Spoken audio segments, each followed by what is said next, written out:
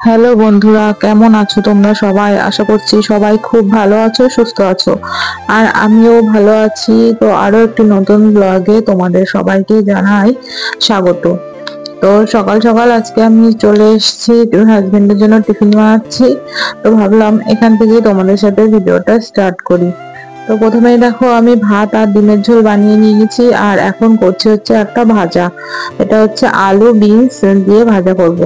আর আমি ফেসবুকে একটা জায়গায় দেখেছিলাম, ভাজা করার আগে তেলের মধ্যে একটু কর্নফ্লাওয়ার দিয়ে দিলে নাকি ভাজাটা কড়াইতে লেগে যায় না। তো আমি দিয়েছিলাম, শেষমেশ কিন্তু কিছুই হয়নি, ভাজাটা লাস্টের দিকে লেগে গেছিল। তো যাই হোক, আর দেবো না, নর্মালি ভাজা করব। তো তারপরে আমার রান্না বান্না সব হয়ে গেছিল। আর রান্নার সাথে সাথে আমি কাজগুলো গুছিয়ে নিয়েছিলাম, বাসি কাজ যেগুলো থাকে। তো তারপরে চলে এসেছিলাম হাজবেন্ডের টিফিন বক্সটা গুছিয়ে দিতে।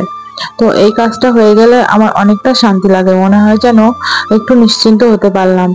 আর তারপরে সকালে আমাদের অনেক কাজ ছিল, পরে আবার রান্না বান্না করেছি।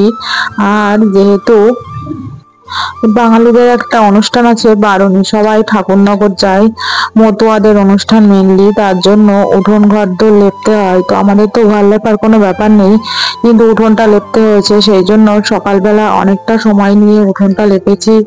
আর জানো তো আজকে খেতে খেতে না অনেকটা বেলা হয়ে গেছিল, সকালের খাওয়া খেয়েছি প্রায় 12টার সময়। তো যাই হোক, তারপরে ছেলেকে খাইয়ে দাইয়ে স্নান করিয়ে একটু শুয়েছিলাম। আর এখন হচ্ছে বিকাল হয়ে গেছে, ঘুম থেকে উঠে ভাবলাম ঘরটা তাহলে মুছে নি। তো যেহেতু ঘরটা মোছা হয়েছিল না, আর ঘর তো না মুছলে দেখবে ভালোও লাগে না, তো সেই জন্য ঘরটার মুছে নিয়েছি। আর এখন দেখো উঠোনটাকে ঝাড় দিয়ে নিচ্ছি। এই যে বুঝতে পারছো, উঠোনটা আমি কিন্তু লেপে দিয়েছিলাম। আর দেখো উঠোনগুলোকে গোবর দিয়ে লেপে দিলে কি সুন্দর লাগে দেখতে, আমার তো খুবই ভালো লাগে। তো এই যে উঠোনটা আমি এখন ঝাড় দিয়ে নিচ্ছি।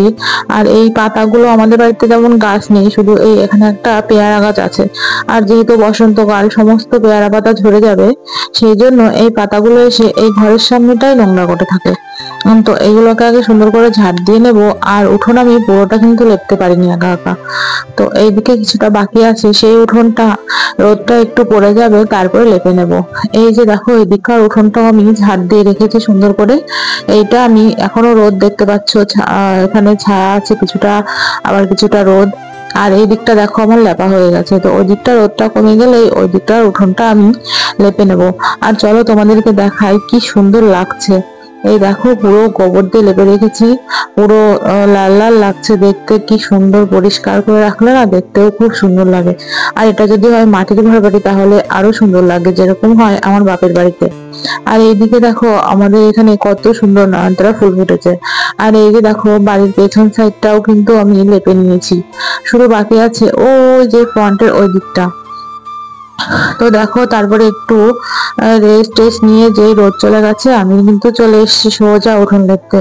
উঠোনের দেখো ওই দিকটাও লেপা হয়ে গেছে, আর এখন আমি এই দিকটা একটু সুন্দর করে লেপে নিই। আমার কিন্তু উঠোন লেপতে ভালোই লাগে, কিন্তু শারীরিক অসুস্থতার কারণে আমি তেমন লেপতে পারতাম না। তো তারপরে উঠোন টুঠোন লেপে খেয়ে দিয়ে এখন শুনলাম যে আমাদের পুকুরে নাকি জল দেওয়া হচ্ছে, আর সেখানে নাকি প্রচুর মাছ হচ্ছে। চলো তোমাদেরকে একটু দেখিয়ে নিয়ে আসি আমাদের সুন্দর পুকুর পাড়। তো এই দেখো পাশাপাশি দুটো পুকুর আছে, এই দিককার পুকুরটা আমাদের না, এই পুকুর থেকে জল এই যে দিকের পুকুর, এই পুকুরে দেওয়া হচ্ছে, এটা হচ্ছে আমাদের পুকুর। তো আমরা এখন যাচ্ছিলাম, কেন বলতো, এখানে এই যে দেখতে পাচ্ছ শ্যালো দিয়ে এই পুকুরের জলটা এই আমাদের পুকুরে দিয়ে দিচ্ছে, কারণ ওই পাশের পুকুরে জলটা পরিষ্কার করে নিয়ে মাছগুলো সব ধরে ফেলে জল আবার ওখানে চুন টুন দিয়ে পরিষ্কার করে নতুন করে মাছ ছাড়া হবে। আর আমাদের পুকুরের জলটা অলরেডি পরিষ্কার করা হয়ে গেছে, অনেকদিন আগেই মাছ ধরা হয়ে গেছিল, দিয়ে আবার নতুন করে মাছ ছাড়া হয়ে গেছে।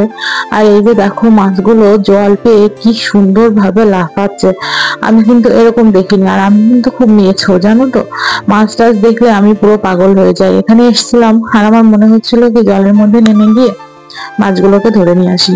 তো আমি এখানে অনেকক্ষণ ছিলাম। আর এই গরমের সময় এই জায়গাটা হচ্ছে আমাদের খুবই প্রিয় জায়গা। এই পুকুর পাড়ে আমরা বেশিরভাগ সময়টা থাকি। শুধু আমরা বললেই ভুল হবে, আমাদের গ্রামের অনেক মানুষ কিন্তু আমাদের এই পুকুর পাড়ে থাকে। কারণ দুদিকে জল আর মাঝখানে ছায়া, গাছের ছায়া, মানে জায়গাটা খুবই সুন্দর। আর এই মাছগুলো দেখতে দেখতে না আমার ভীষণই ভালো লাগছিল। আর ওই যে দেখছো স্রোতের ওইদিকে, ক্যামেরায় অত বোঝাতে পারছি না, ওখান দিয়ে যে কত মাছ ছিল পুরো কালো হয়ে জমেছিল।